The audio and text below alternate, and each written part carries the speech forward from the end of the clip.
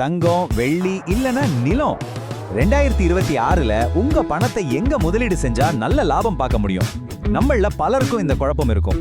வாங்க இந்த கேள்விக்கு ஒரு தெளிவான விடையை இன்னைக்கு கண்டுபிடிப்போம்.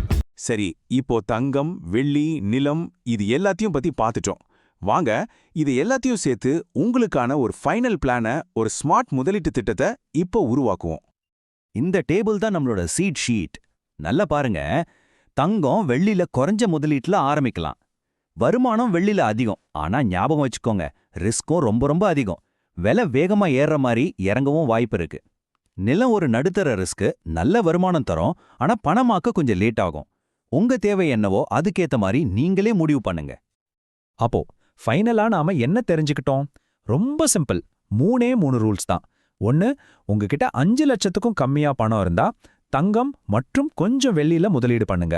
2, 20 லட்சத்துக்கு மேல இருந்தா நல்லா வளர்ந்து வர்ற பகுதியில நிலம் வாங்குங்க. 3, இதுதான் ரொம்ப முக்கியம், உங்க மொத்த சொத்துல எப்பமே 20% தங்கமா வச்சுக்கோங்க. அதுதான் உங்க அவசர கால நண்பன். சரி, இந்த தகவல் உங்களுக்கு ரொம்ப யூஸ்ஃபுல்லா இருந்திருக்கும்னு நம்புறேன். ஆனா அடுத்த பகுதியில நாம இன்னும் ஒரு முக்கியமான விஷயத்தை தோண்ட போறோம். ஒருவேளை நீங்க அங்கீகரிக்கப்படாத, அதாவது அன்அப்ரூவ்ட் பிளாட் வாங்கிட்டா என்ன ஆகும்? என்னென்ன சட்ட சிக்கல்கள் வரும்? இத பத்தி தெரிஞ்சுக்க மறக்காம சப்ஸ்கிரைப் பண்ணுங்க. அதுவரை உங்க முதலீட்டை சரியா திட்டமிடுங்க.